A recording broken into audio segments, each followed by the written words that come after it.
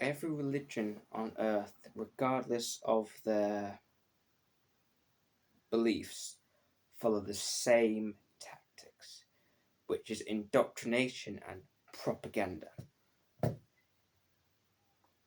The parents of a child who are religious, whether they be Christian, Muslim, Jewish, Hindu, Buddhist, Sikh, whatever, they will indoctrinate their child. It will start with them taking them to the church, the mosque, the synagogue, but then it will progress to them endlessly forcing their religion down their child's throat. Endlessly. All parents who are religious will force their child to be religious, which is not only wrong but immoral. It's immoral for a parent to force their personal ideology upon their children. It's immoral and it's wrong. Another way religions are the same is propaganda. Religions will use constant propaganda to indoctrinate and persuade you to join them. Every religion follows the same trick, whether it be the music they produce, or the apologists that defend their religion, or adverts on TV, it's all the same.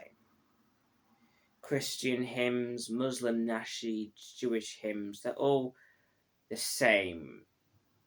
Muslim nasheeds in particular, although music is haram in the religion of Islam, every single Muslim nasheed is made to sound peaceful.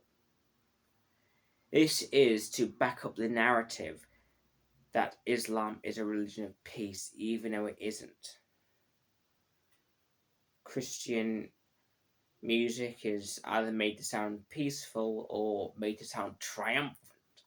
Music is a great tool that can make humans feel any sort of emotion, and religion uses this, it milks this tool.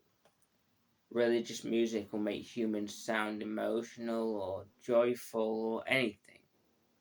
It's all to get you to subscribe to their ideology, just like how Soviet music makes you feel triumphant and proud to be in the Soviet Union, or Nazi music makes you feel proud to be German.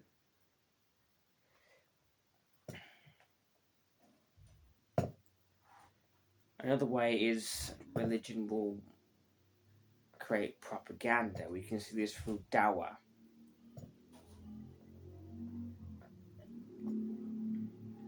Where the Muslims will quite often make up propaganda videos where they'll say that a non-Muslim attacked them and Islamophobia and blah blah blah blah blah blah blah.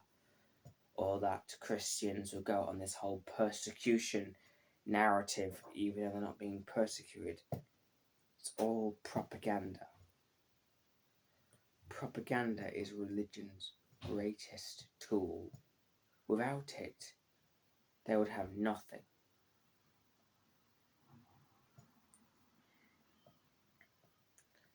And that is why we as atheists must recognize it.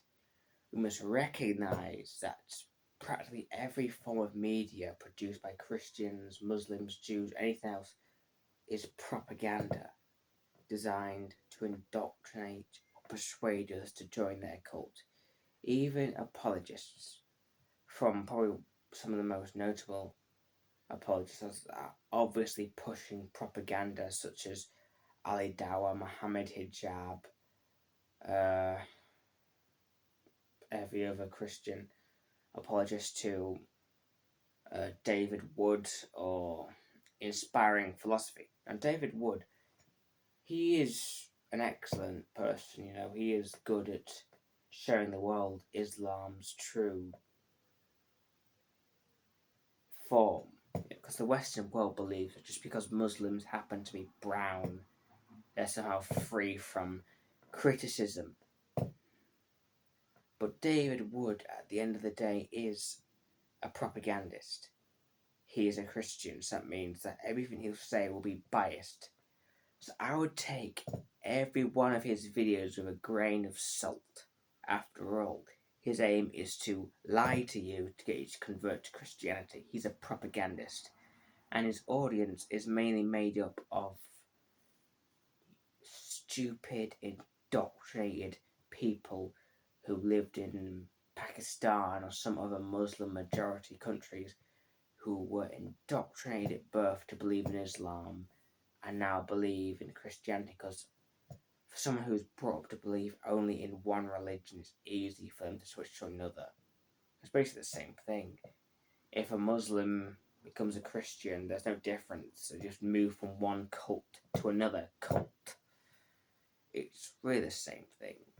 Because religious people are programmed to believe only one truth, one saying, and one everything.